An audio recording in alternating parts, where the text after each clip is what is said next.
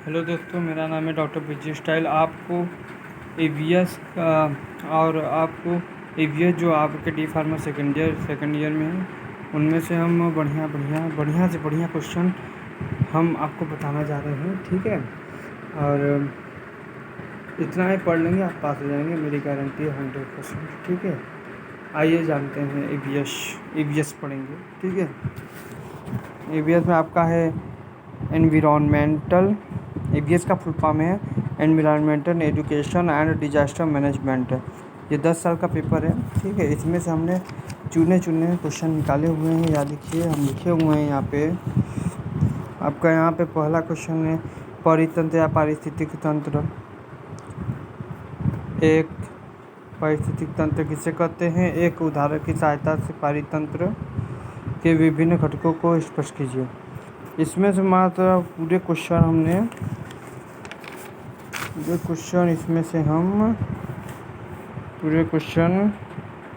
27-47 लगभग 55 क्वेश्चन हमने इसमें से बनाए हुए हैं। और 55 क्वेश्चन को हमने इसी बुक से बनाए हुए हैं, 10 इयर्स सॉल्व पेपर से। आइए जानते हैं, कुछ समझाते हैं। ठीक है ना। चलिए तब स्टार्ट करते हैं। देखिए, ये 2011 का सॉल्व पेपर है। इसका है 2011 का सॉल्व पेपर है। ठीक है, 2011 का सॉल्व पेपर है। ये देखिए 2011 का सॉल्व पेपर है। इसमें हमने पहला क्वेश्चन देखो दिया हुआ है, लिखा हुआ है इसमें से पारितंत्र या पारिस्थितिक तंत्र किसे कहते हैं? एक उदाहरण की सहायता से पारितंत्र के विभिन्न घटकों को स्पष्ट कीजिए। तो इसमें हम देख सकते हैं इसमें क्या कह रहा है। वही क्वेश्चन है, पहला ही देख सकते हैं आप अच्छे से। ठीक है, तो इसका उत्तर क्या हो जाएगा? पारिस्थितिक तंत्र किसे कहते हैं? पारिस्थितिक तंत्र को इंग्लिश में बोलते हैं इकोसिस्टम। पारिस्थितिक तंत्र को इंग्लिश में क्या बोलते हैं? इकोसिस्टम। और आपका जो इकोसिस्टम है वो इंग्लिश भाषा के दो शब्दों से मिलकर बना हुआ है। पहला है इकोसिस्टम। इकोसिस्टम दो भाषा में बना है, पहला है इको और दूसरा है सिस्टम। इको का अर्थ होता है परि या चारों ओर, और सिस्टम को होता है तंत्र या व्यवस्था। चारों ओर की तंत्र या व्यवस्था, चारों ओर का व्यवस्था कैसा है। अतः पारिस्थितिक तंत्र एक अंतःक्रियात्मक एवं आत्मनिर्भर प्राकृतिक व्यवस्था है। मतलब कि ये जो पारिस्थितिक मतलब इकोसिस्टम है, वो प्राकृतिक व्यवस्था इसको भी कहते हैं इकोसिस्टम को। मतलब हमारा इकोसिस्टम कैसा होना चाहिए। ठीक है, इकोसिस्टम के अंतर्गत बायोटिक तथा अबायोटिक दोनों वातावरण, मतलब ये घटक है। इकोसिस्टम के दो घटक होते हैं, बायोटिक और अबायोटिक। दोनों वातावरण सम्मिलित हैं और ये दोनों एक दूसरे को प्रभावित करते हैं, और एक के बिना दूसरे का कोई महत्व नहीं। दोनों रहना बहुत ज़रूरी होता है इकोसिस्टम में। अब आते हैं कंपोनेंट ऑफ इकोसिस्टम। इकोसिस्टम के कंपोनेंट घटक होते हैं, उसको हिंदी में बोलते हैं कंपोनेंट, को हिंदी में बोलते हैं घटक। परितंत्र के घटक। ठीक है, कंपोनेंट ऑफ इकोसिस्टम। पहला है इसमें अजैव घटक, दूसरा है जैव घटक। ठीक है, पहला है अजैव घटक, दूसरा है जैव घटक। अजैव मतलब कि जैव मतलब कि बायो, अजैव मतलब कि अबायो। अजैव घटक अबायोटिक, जैव घटक बायोटिक। अजैव घटक क्या होते हैं? उसमें अजैव घटक में आपके आते हैं कार्बनिक पदार्थ हो गए और अकार्बनिक पदार्थ होते हैं। अब पहला है लिखा हुआ है अकार्बनिक पदार्थ। अकार्बनिक पदार्थ को इंग्लिश बोलते हैं इनऑर्गेनिक मैटर। इसके अंतर्गत N2 मतलब nitrogen, oxygen O2, phosphorus S, sulphur, phosphorus P S, sulphur. Phosphorus का होता है पीएच, यहाँ पे पी लिखा है तो कोई बात नहीं, PS H2O H2O। Nitrogen, oxygen, phosphorus, sulphur और हाइड्रोजन और जल है। वातावरण में इनका चक्रण होता रहता है, मतलब ये वातावरण में घूमते रहते हैं इनऑर्गेनिक मैटर के तरह। ये वातावरण में घूमते रहते हैं जो जीवन के लिए आवश्यक होता है या आवश्यक है। ठीक है, अब आता है इसमें पहला 3 चीज़ आते हैं। अकार्बनिक पदार्थ में क्या कई चीज़ आते हैं? 3 चीज़ आते हैं। पहला है जलीय चक्र, दूसरा है नाइट्रोजन चक्र, तीसरा है कार्बन चक्र। जलीय चक्र भूमंडल पर पानी लगभग 73% है। जो मेरा भूमंडल है, तल है, उसमें कम से कम 73% जल है। और इसका जो 97% निकालेंगे तो वो कहाँ रहेगा? समुद्र में रहेगा। 3 शेष भाग में निहित है। ठीक है। अब ये जो बादल होता है, बादल मतलब वर्षा होता है। बादल से क्या निकलता है? वर्षा, मतलब वर्षा होता है बादल से वर्षा होता है। और वर्षा कहाँ पे जाता है? तालाब में, नदियों में, झीलों में, मतलब कि समुद्रों में पूरा फैल जाता है। फिर उसके बाद तालाब, नदियों, झीलों में एकत्रित तो पानी हो जाता है। फिर उसके बाद पेड़ पौधों में भी चला जाता है। फिर उसका पेड़ पौधों में जितना सूखता है, नहीं तो जितना थोड़ा बचता है घाम की वजह से, वह में चला जाता है, वाष्पीकरण हो जाता है। ये लिखना है। और नाइट्रोजन चक्र में आपको शरीर में नाइट्रोजन प्रोटीन के रूप में कार्य करता है, जीवनदायक होता है, मतलब प्रोटीन भी होता है। कार्बोहाइड्रेट, नाइट्रोजन, ये सब प्रोटीन होते हैं मेरे, लिपोप्रोटीन और लिपिड, ये सब प्रोटीन। पेड़ पौधों तथा जानवरों द्वारा इसका अनुपयोगी भाग पृथ्वी पर आता है, जिसका एक चक्र बनता है। ठीक है। कार्बन चक्र मतलब सी चक्र। वायुमंडल में कार्बन डाइऑक्साइड के रूप में लगभग 0.039% है। यह मानवीय क्रियाओं, औद्योगिकीकरण मतलब इंडस्ट्री, मतलब जहाँ इसका वो होता है, मतलब उत्पादन होता है, जंगलों के कटाव, ज्वालामुखी आदि से निकलकर वायुमंडल में मिल जाती है। जैविक अपघटन से ही लगभग 95%, जो जैविक अपघटन, इसी को जैविक अपघटन करते हैं। और इसी के लगभग 95% कार्बन से कार्बन डाइऑक्साइड गैस प्राप्त होता है। ठीक है। अब दूसरा हो गया कि पहले देखो अकार्बनिक हम लोग पढ़ लिए हैं, अब कार्बनिक घटक पढ़ेंगे। कार्बनिक घटक ऑर्गेनिक मैटर, इनमें कार्बोहाइड्रेट व प्रोटीन आदि पदार्थ सम्मिलित हैं। इनमें कार्बोहाइड्रेट व प्रोटीन जो है आदि पदार्थ सम्मिलित हैं। कार्बोहाइड्रेट प्रोटीन ही होता है, मतलब इसमें प्रोटीन सम्मिलित है। ऑर्गेनिक मैटर में प्रोटीन सम्मिलित है। विभिन्न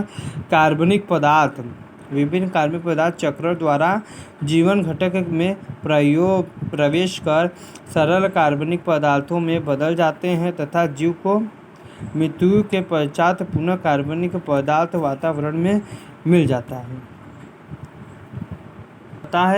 अब इसमें आता है एटमॉस्फेयर मतलब कि जो हमारे ऊपर है, मतलब एटमॉस्फेयर मतलब कि एटमॉस्फेयर कैसा है। और एटमॉस्फेयर में बहुत सारी चीज़ मिलते हैं। उसमें एटमॉस्फेयर हो गया, जैसे कि सी वाटर हो गया, कैल्शियम कार्बोनेट भी मिलते हैं उसमें एटमॉस्फेयर पर। ठीक है। अब इसमें आता है आपका ये ए हो गया कार्बनिक पदार्थ, बी हो गया कार्बनिक पदार्थ। अब इसमें सी आता है जलवायु तथा भौतिक पदार्थ या घटक। ठीक है। जलवायु तथा भौतिक घटक, क्लाइमेट कंपोनेंट आता है। क्लाइमेट कंपोनेंट में क्या होता है? इनमें ताप, जल, प्रकाश, वायु, आर्द्रता व मृदा आदि शामिल होते हैं।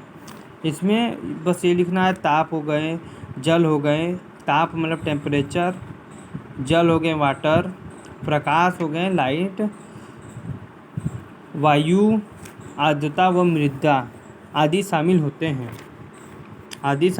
हैं।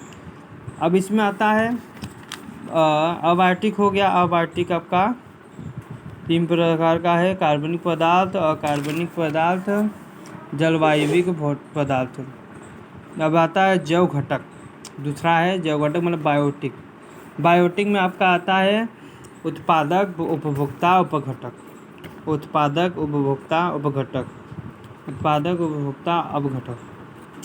तो उत्पादक कितने प्रकार के होते हैं? 2 प्रकार के होते हैं, स्वपोषित, परपोषित। उपभोक्ता कई प्रकार के होते हैं? 3 प्रकार, प्राथमिक, द्वितीयक, तृतीय।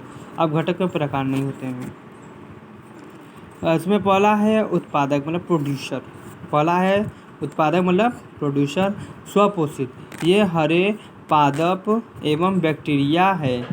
हरे पादप मतलब कि पत्ती होती, पेड़ पौधे हो गए और बैक्टीरिया हो गए, वो लोग अपना स्वपोषित मतलब अपने से पोषण बना ले, उसको स्वपोषित कहते हैं। जो सूर्य के प्रकाश में अकार्बनिक पदार्थों द्वारा जटिल कार्बनिक पदार्थ बनाते हैं, इसलिए हरे पादपों को स्वपोषित करते हैं और बैक्टीरिया को भी स्वपोषित करते हैं। दूसरा है परपोषित। परपोषित क्या होता है? जंतु परपोषित होते हैं और पौधों द्वारा निर्मित कार्बनिक पदार्थ को अपना भोजन बनाते हैं। जंतु जो होते हैं पेड़ पौधे को खाते हैं, बैक्टीरिया को भी खा लेते हैं, उनके शरीर में खुद ही बैक्टीरिया रहता है, अतः इन्हें परपोषित करते हैं। ठीक है। अब भी होता है उपभोक्ता कंज्यूमर। कंज्यूमर 3 प्रकार के होते हैं, primary consumer, secondary consumer and tertiary या थर्डरी कंज्यूमर। अब आता है प्राइमरी कंज्यूमर। प्राइमरी कंज्यूमर वनस्पति का सेवन करने वाले जंतुओं को शाकाहारी प्राणी कहते हैं। ये इकोसिस्टम के प्राइमरी कंज्यूमर है। इकोसिस्टम के प्राइमरी कंज्यूमर उदाहरण के लिए मृग, कवक, चूहा व कीट, ये सब क्या है? शाकाहारी खाते हैं, जैसे कि अनाज खाते हैं, पेड़ घास भी खाते हैं और सब्जी रोटी ये सब भी खाते हैं चूहा लोग। सेकेंडरी में क्या होता है? और ये सेकेंडरी में ये मांस मच्छी जंतु होते हैं जो शाकाहारी प्राणियों का भक्षण मतलब खाते हैं। उदाहरण के लिए होगा सांप, लोमड़ी, बिल्ली।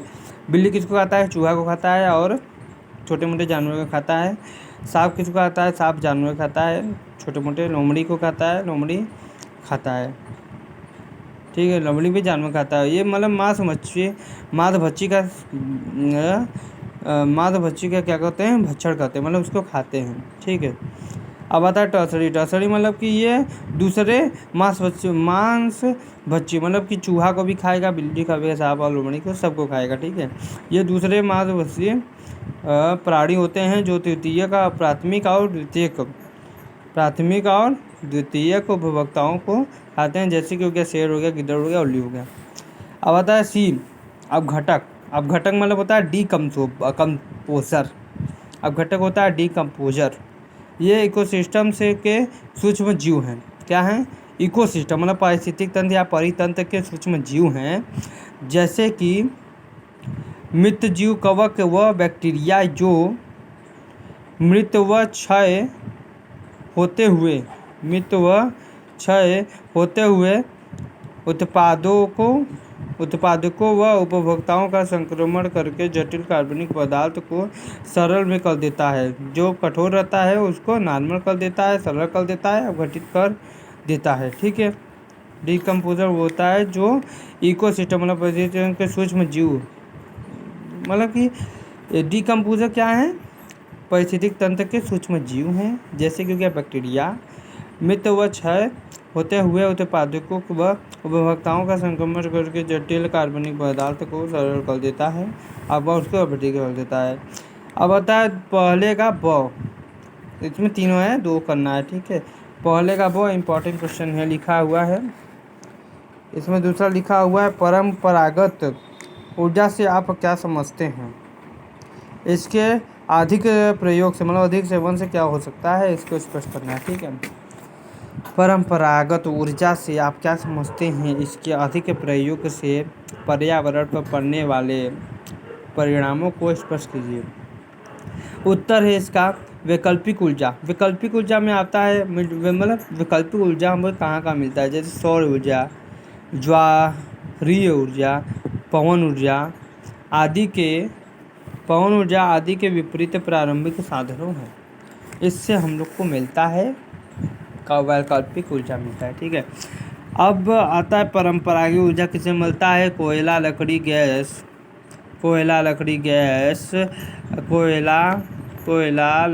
गैस आदि द्वारा प्रदान की गई शक्ति को परंपरागत ऊर्जा कहते हैं। मतलब ये ऊर्जा कहाँ से मिलता है? परंपरागत ऊर्जा कहाँ से मिलता है? कोयला, लकड़ी, गैस आदि द्वारा प्रदान की गई शक्ति को परंपरागत शक्ति या ऊर्जा कहते हैं। इसके अधिक प्रयोग से पर्यावरण पर पड़ने वाले परिणाम निम्न हैं। इसमें बताया गया कि ये यहाँ से परंपरागत ऊर्जा मिलता है और ऊर्जा का साइड इफेक्ट क्या हो सकता है। ऊर्जा के आणविक स्रोतों के अत्यधिक प्रयोग से इनके समाप्त होने का खतरा बना रहता है। इन ऊर्जा स्रोतों के उपयोग से प्रदूषण फैलता है। ठीक है, इन जैसे ज़्यादा प्रयोग कर लेंगे या कम ही प्रयोग करेंगे तब प्रदूषण बढ़ेगा, ज़्यादा करेंगे तो पता चल जाएगा कि प्रदूषण बढ़ा है।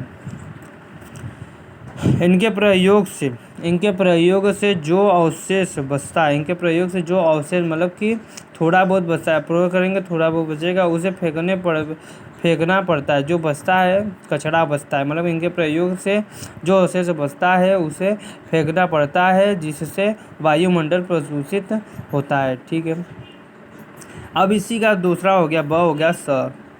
पहले का लास्ट क्वेश्चन 100 है। इसमें है आपका ओजोन की परत के अपक्षय के क्या कारण हो सकते हैं, और उसका परत जो है अपक्षय के कारण हो सकते हैं, उसको लिखना है। दीर्घकाल में ऐसे अपक्षय के फलस्वरूप होने वाले परिणामों को स्पष्ट कीजिए। ओजोन को O3 से दर्शाते हैं। ओजोन को कैसे दर्शाते हैं? O3 से दर्शाते हैं, और O3 से दर्शाते हैं। और इसमें क्या लिखा है? स्ट्रेटोस्फीयर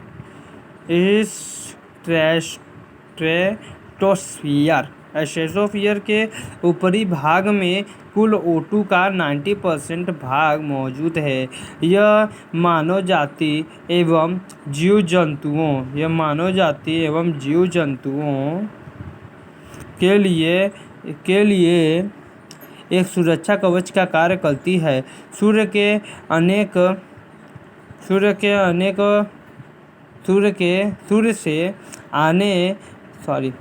सूर्य से आने वाली पराबैंगनी किरणों को रोकती है। ठीक है, कौन? Ozone, O2, oxygen. लेकिन पृथ्वी पर इस गैस का उपयोग संक्रमण दोषनाशक डिसइंफेक्टेंट के रूप में कपड़ों का रंग उड़ाने आदि में किया जाता है।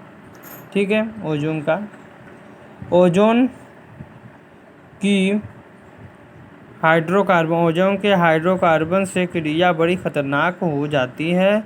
इससे पैदा होने वाले गैस धूम्र कुहासे को जानलेवा बना देती हैं। ठीक है, जानलेवा बना देती हैं। सौर विकिरण के कारण ही ओजोन स्ट्रेटोस्फीयर के ऊपरी भाग में बनती है। यह गैस खांसी, दमा, सिर दर्द, आँख, नाक एवं गले की बीमारियां उत्पन्न करती हैं। ठीक है, उत्पन्न करती हैं। ओजोन गैस पेड़ पौधों की पत्तियों में प्रवेश करके कोशिकाओं को नष्ट कर देती हैं, और यह पेंट रबर, बुनाई के धागों एवं रंगों को शीघ्र ही आक्षेपित कर देती है। भूतल पर ओजोन की उपस्थिति प्राणी जगत के लिए अत्यंत ही हानिकारक है, जबकि ऊपरी वायुमंडल में यह गैस प्राणी जगत के लिए सुरक्षा कवच का कार्य करती है। गैस की मतलब ऊपरी में हानिकारक है और कवच का कार्य करती है।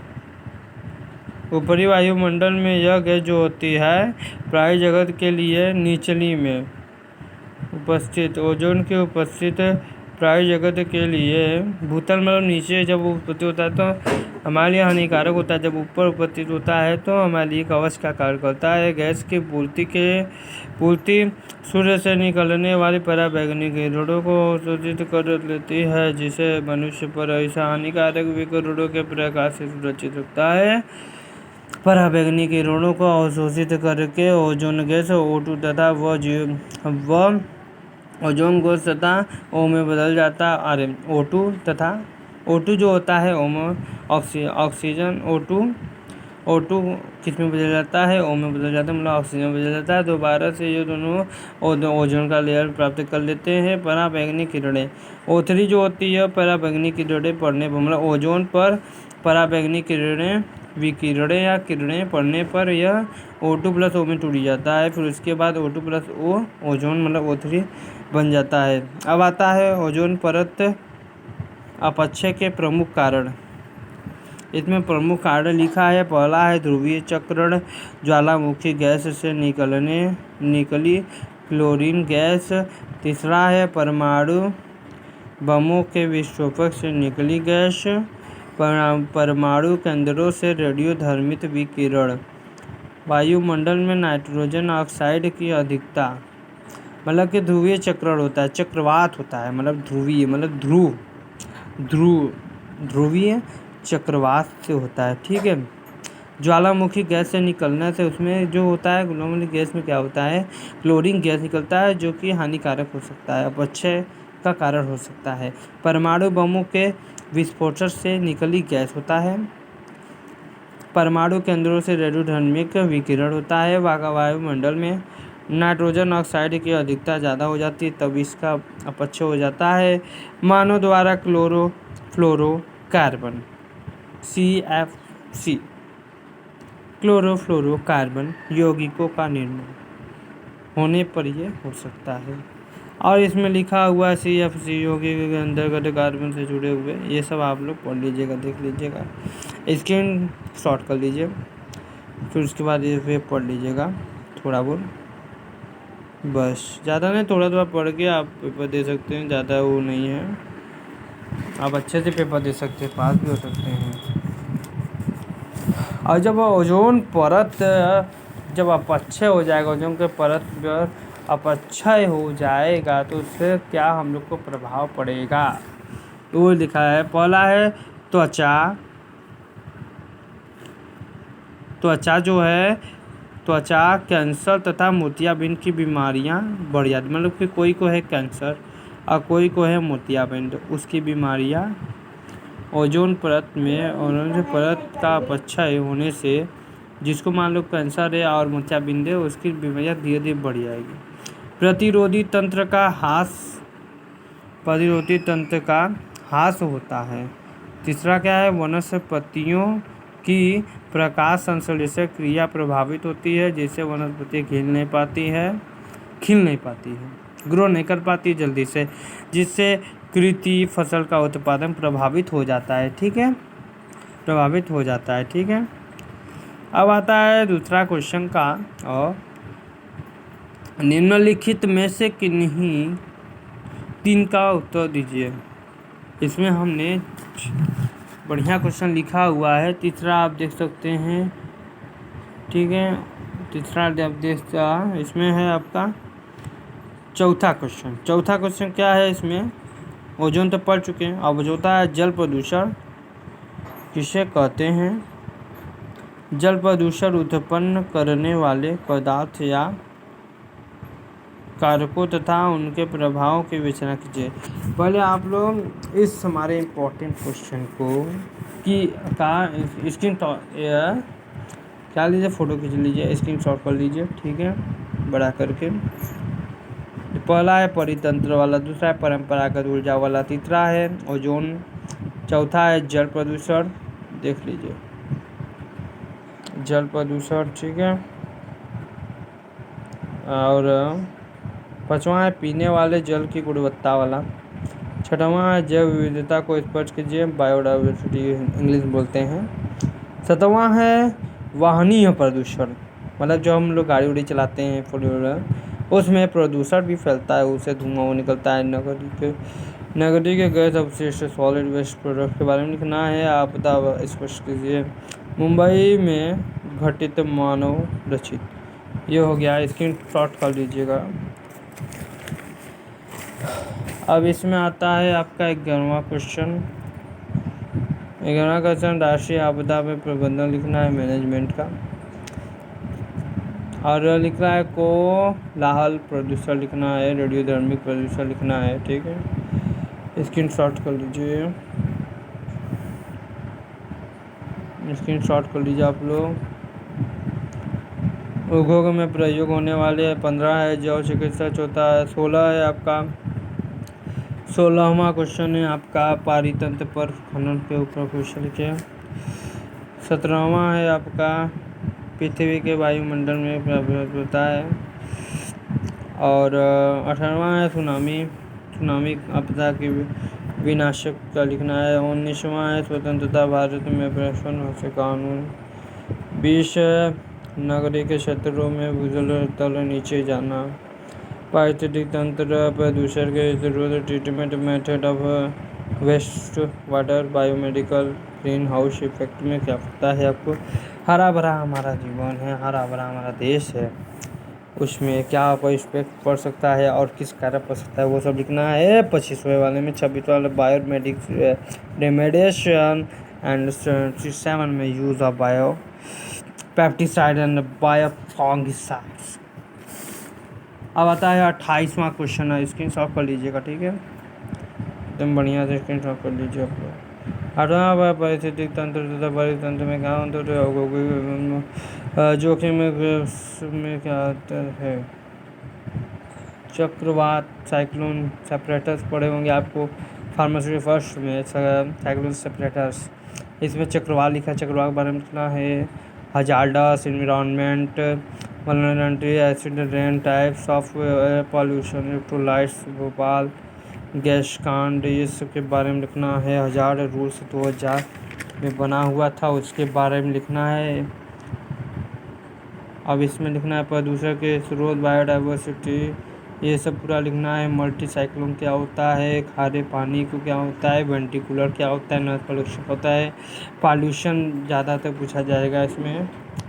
आप लोग को ये सब इम्पॉर्टेंट क्वेश्चन आपको बता गए हैं। आप लोग 55 पूरा इम्पोर्टेंट क्वेश्चन ईवीएस का है, स्क्रीन शॉट करना हो तो कर सकते हैं आप लोग। और ये सब का स्क्रीन शॉट कर चुके हैं आप लोग। इसमें 10 तक है और इसमें देख सकते हैं, इसमें 11 से शुरू है 27 तक है, 11 से शुरू है 27 तक है। पंखा चालू है ऊपर मेरे सिर के ऊपर, इसीलिए ये हिल रहा है। 28 फिर 28 से शुरू है, 40 से खत्म है, फिर 40 से शुरू है, अरे 47 तक ख़त्म है उधर, और 48 से शुरू है, 55 तक ख़त्म है। ये इम्पोर्टेंट क्वेश्चन हो गया ईवीएस का। इसका आंसर हम आपको दिखा दे रहे हैं यहाँ पे, इसी बुक में है। ओजोन परत पर हो गया पूरा,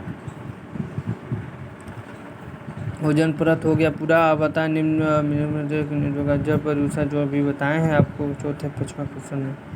जब प्रदूषण क्या होता है ये लिखना। जब प्रदूषण उत्पन्न करने वाले कारकों को प्रभाव की विवेचना कीजिए, इसका सॉल्व कर सकते हैं आप लोग। उत्तर है मानवीय गतिविधियों या प्राकृतिक गतिविधियों से जल प्रदूषण बढ़ जाता है। जल प्रदूषण के स्रोत होता है, इतना स्रोत होते हैं। जल प्रदूषण कैसे कैसे हो सकता है। आप लोग को पानी सफा पीना चाहिए, पानी ऐसे फैलाना नहीं चाहिए, गंदा पानी ज़्यादा फैलाना नहीं चाहिए, वही सब लिखा हुआ है। BOD COD डिपार्टमेंट डोरमेट होती है। फैक्टर कंट्रीब्यूटिंग वाटर पोल्यूशन, जल प्रदूषण उत्पन्न करने वाले कारक। फैक्टर कंट्रीब्यूटिंग वाटर पोल्यूशन, ठीक है। इसमें आपको लिखना है ये, इसमें फैक्टर मतलब किस किस कारक से जल प्रदूषण उत्पन्न हो सकता है, ठीक है।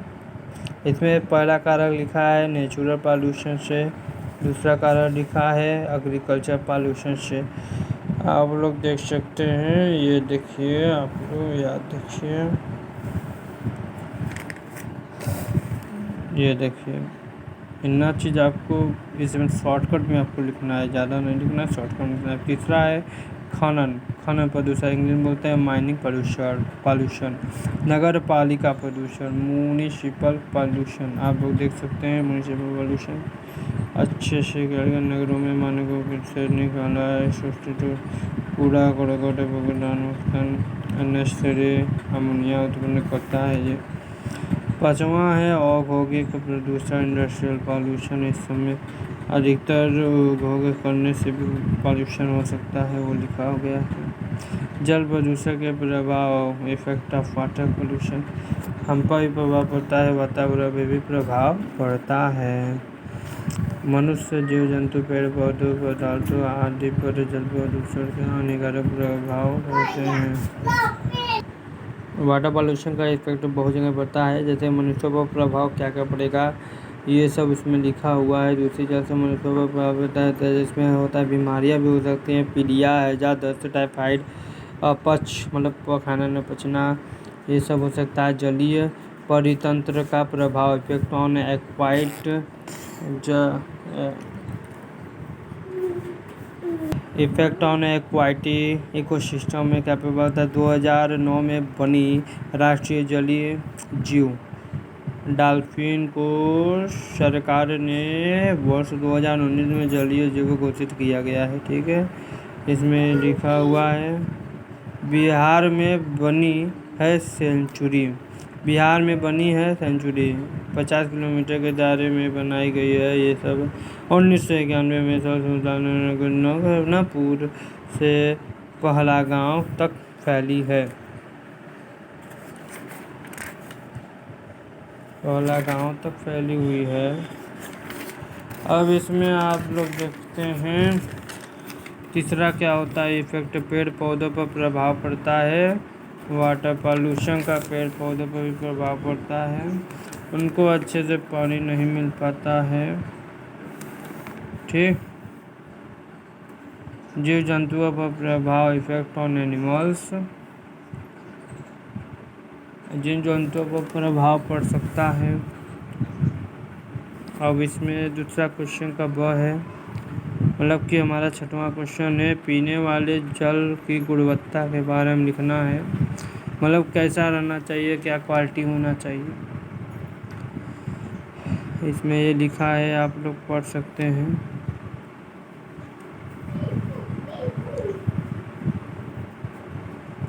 ऐसा जल जिसमें स्वास्थ्य को किसी भी प्रकार का नुकसान न पहुंचाए, वो वाला बढ़िया 100% पानी से होता है। इसमें लिखा हुआ है तापमान 4 से 10 डिग्री सेल्सियस होना चाहिए। पेयजल की गुणवत्ता के मानक, पेयजल के मानक होते हैं स्टैंडर्ड ऑफ ड्रिंकिंग वाटर, मतलब जो हम लोग पानी पीते हैं तो उसका मानक भी होना चाहिए कि वो क्या क्या होना चाहिए उसमें। ठीक है, ये सब लिखा हुआ है, पढ़ लीजिएगा। ठीक है, विभिन्न संसाधनों द्वारा पेयजल के मानक निर्धारित किए गए हैं। ठीक है, ये आप लोग पढ़ लीजिएगा। ठीक है, अब आता है स्टैंडर्ड वाटर, लिखा गया है यहाँ पे तालिका पेयजल के मानक, स्टैंडर्ड फॉर ड्रिंकिंग वाटर। आराम से पढ़िएगा, धीरे धीरे पढ़िएगा, समझ में आ जाएगा। जैसे हमको समझ में आया वैसे आपको भी समझ में आएगा। स्टैंडर्ड फॉर ड्रिंकिंग वाटर क्या होता है, इसमें ना मानदंड मतलब पैरामीटर्स है। भारतीय मानक है, ICMR है, WHO का मानक है। भौतिक है, रंग, स्वाद एवं गंधलापन।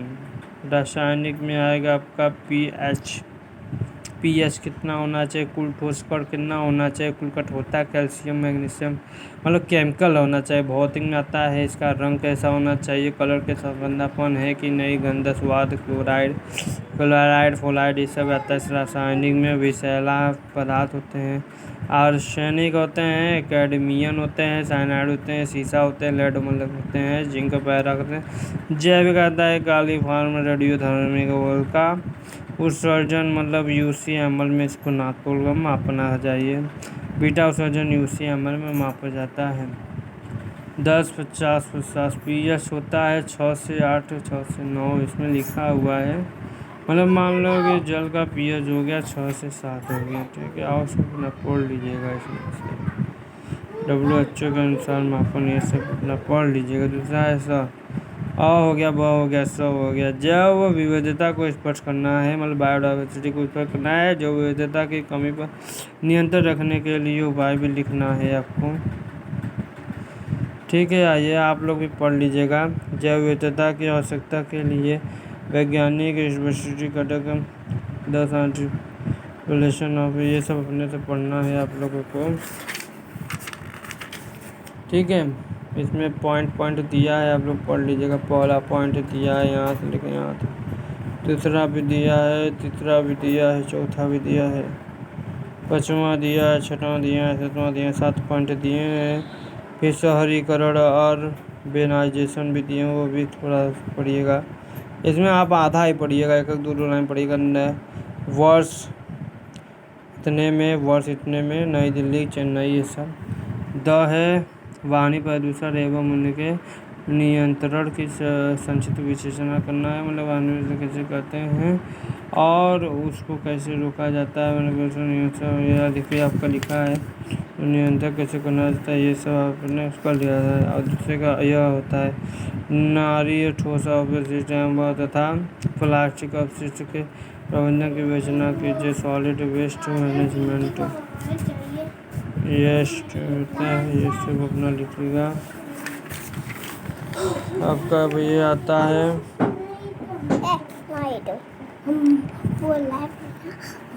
ये देख लीजिएगा।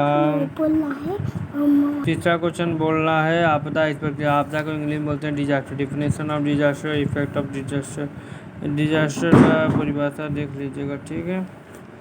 इफेक्ट ऑफ डिजास्टर देख लीजिएगा, ठीक है। ऑफ डिजास्टर देख लीजिएगा, वो भी ठीक है। ये सब देख लीजिएगा, ठीक है। ये सब हो गया आपका।